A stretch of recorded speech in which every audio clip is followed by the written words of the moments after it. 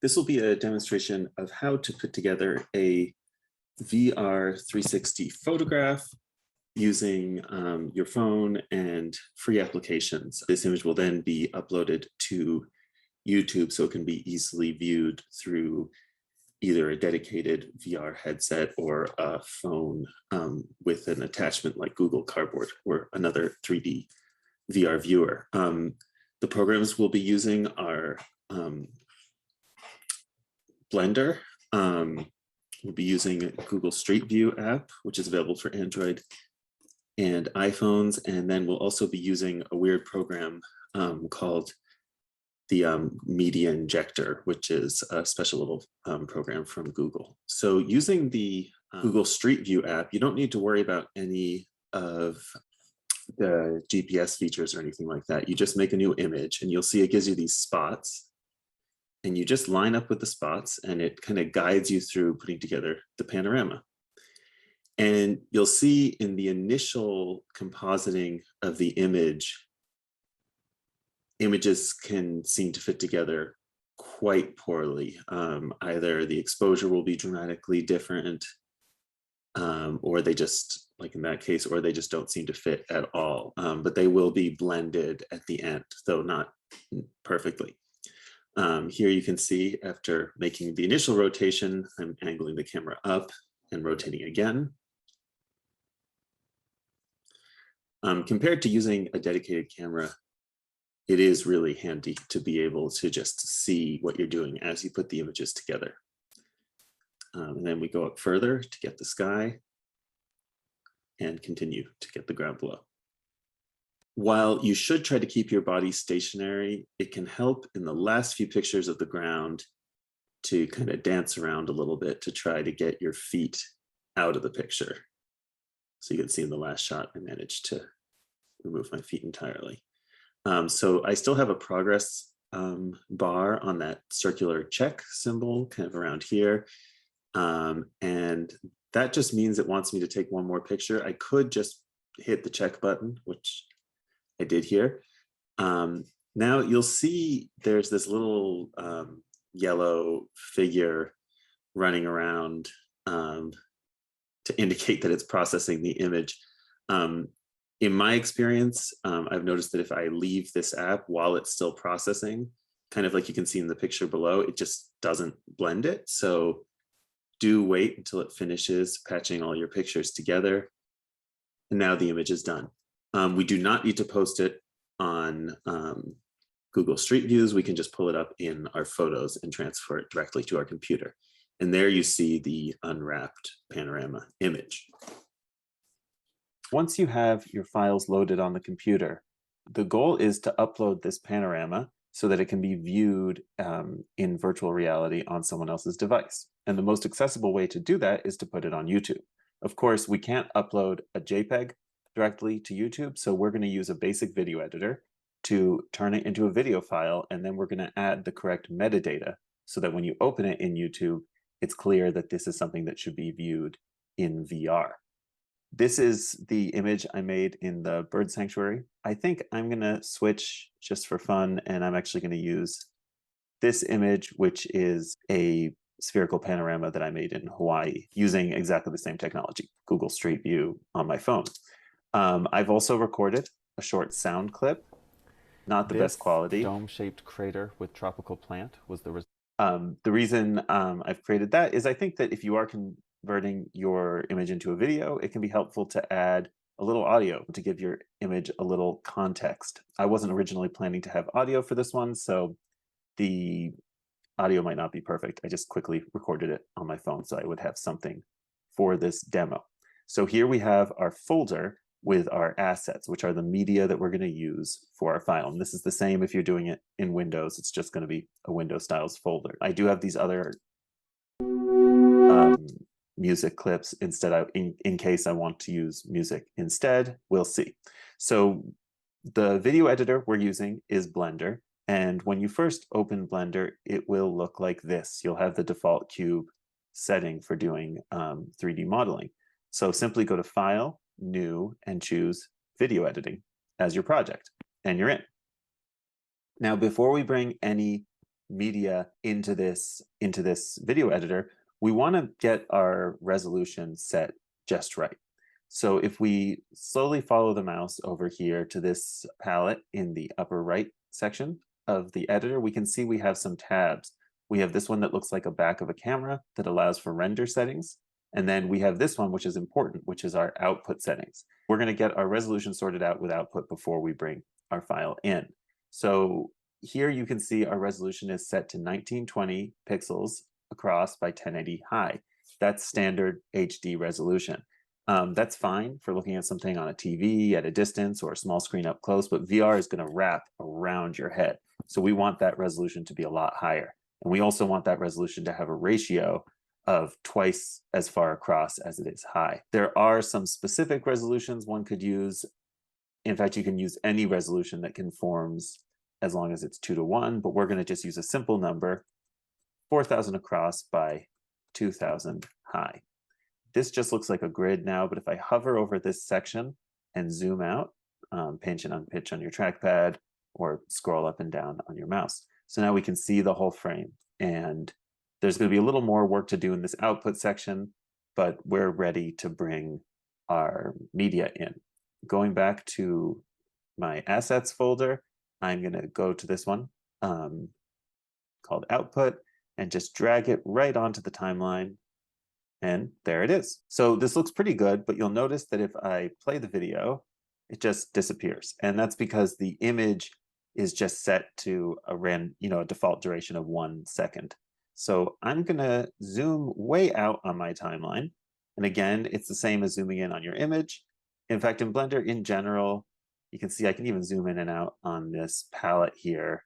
Wherever you're hovering, does this one work? Maybe not there. Wherever you're hovering, you can zoom in and out. So we'll zoom the timeline out, and we can see that our entire clip is approximately 10 seconds. We want our clip to be longer than that, because if we upload this as 10 seconds, first off, the clip will just disappear very quickly for someone who's watching it, but also Google's going to turn it into one of those Google Shorts that looks kind of like TikTok, and we don't need that. So here at the bottom right hand of the screen, we have start frame and end frame. Blender is really an animation tool first, so it really deals with frames more than seconds. We can also see, if we glance up to this output palette, that our frame rate, just zooming in and out so you know where I'm looking, is set to 24 frames a second. So in order to make this 90 seconds long, we're just going to go to our end frame here, all the way at the bottom right corner of the screen. I'm going to highlight that, and I'm going to type 90 asterisk, which is the multiplication symbol, and 24. So 90 seconds times 24 frames. And when we click away from that, you can see that set us to 2160. So now we have a 90-second video. But of course, our image is still only a second long. So for the image, we can just kind of click on the edge. Sometimes I have to zoom in a little bit to get it. We can click on the edge of the image and stretch it out a little bit. And because it's so short, it kind of helps to zoom in and stretch it out and then zoom out. You can see this lighter gray area is our whole timeline, and I can stretch it that way too. And notice that I've stretched this image so it starts before the beginning and it ends after the end. And I could keep it precise, but this way I just know that this is going to work. If I wanted 2 images, I could drop a second image into the timeline so that the image changes as it goes, but I don't want that. Okay, so we have 1 image, and now we can add our sound. And again, this is very simple. I'm just going to bring my folder with my assets back. Here's our sound. I'm just going to drop that. And it drops it into channel 1 on the timeline.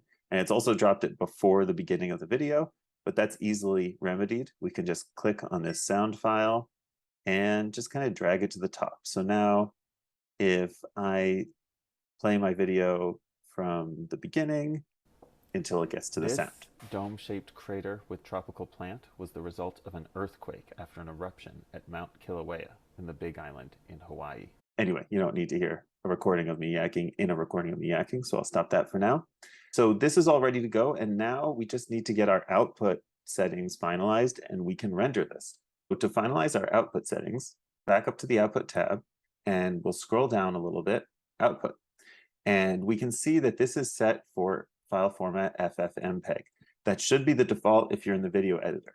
It might be set, however, to PNG, which is an image format. So that means that this is going to create a folder filled with images. We don't want that. We want a video. So we'll make sure it's set to FFmpeg, the engine that's going to compress our video, or the container to be MPEG-4. That means it's going to have a .mp4 extension, and the video codec should be H.264. So unlike image files where a JPEG is just a JPEG, with videos you have a codec and a container. So we want the container to be MPEG-4, we want the codec to be H.264, and then here the file format, which is kind of like the engine for compressing the video, should be FFmpeg. The last thing we need to do is choose where we're saving the thing. So here again in the output tab where it says TMP, we click this little folder, and this is where we choose where we're actually going to save it.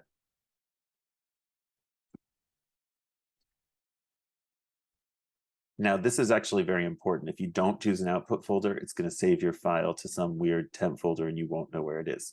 So now that we've done that, we go to render and render animation. And here we can see one frame as it renders, and it's not going to change as it goes. You can see this number here is just kind of ticking up the frames, and that's just going to keep going until it gets to the last frame. It might take 20 minutes or half an hour or so, depending on the length of your video. So I recommend once it's rendering, just make sure your computer's plugged in, it's not going to go to sleep, and go grab a snack or something, and then it'll all be ready to go. Once your file is rendered, let me make sure this is it. You can play the video to make sure it's got the duration. I'm waiting to hear the sound. Dome-shaped crater with tropical plant was the result of an... So there we go. We have the video with the sound. The only problem here is even though this is a 360 panoramic video, if we load this on YouTube, it's just going to look like this. It's not going to actually engage the VR function. So to engage the VR function, what we're going to do is we're going to use this free program called Spatial Media Metadata Injector. The program has a long name, but as you can see, it's a very simple program. We click Open. We select our file. We say, this is a spherical 360 video. This video is not stereoscopic. That is possible, but that's not what we're making now. So we just hit Inject Metadata and save, and that's it. There it is. You can see we know our file is there because it's called crater blah, blah, blah, injected. So now we're ready to put this on YouTube. So to put this on YouTube, it's pretty simple. You just open YouTube, make sure you're logged in, and towards the upper corner, you just click on this little, plus video sign for create, upload video. Make sure you're grabbing the video that has the metadata injected. You might want to give it a better name, though you can also rename it afterwards. We just drag that right on there, and there it goes to upload. You can add some information to the description. It might be a good idea to take this opportunity to copy your link and paste it somewhere useful. You don't have to wait for thumbnails and stuff to load. I'm not going to worry about that now. Here you have to say whether your video is made for kids or not. Not made for kids does not mean it's inappropriate. It just means that it's not targeted at a younger audience. So that is what you want to select. Next, for video elements, I don't think you need to do anything here. Checks, this is something YouTube's going to do to check it for copyright infringement. And then visibility, this is important. You do not want to set your video to private because then you're going to have to give everyone permission to look at it or a password or whatever. You want to set it to either public, or if you don't want it to be, on your YouTube feed for all to see, you set it to unlisted. And that doesn't change the link. It just means that only people with the link sent to them can see the video. So once that's done, you hit save. And all you need to know from here is when your video first loads and you first try to view it in VR, it's going to look terrible because it shows you a standard definition version first. And then the HD version can sometimes take up 30 minutes to an hour before that's fully processed. That should do it. I'm looking forward to seeing everyone's work. When I stepped into this crater, the first word that came to my mind was otherworldly, but I had to remind myself I don't know anything of other worlds, and this is very much part of this one.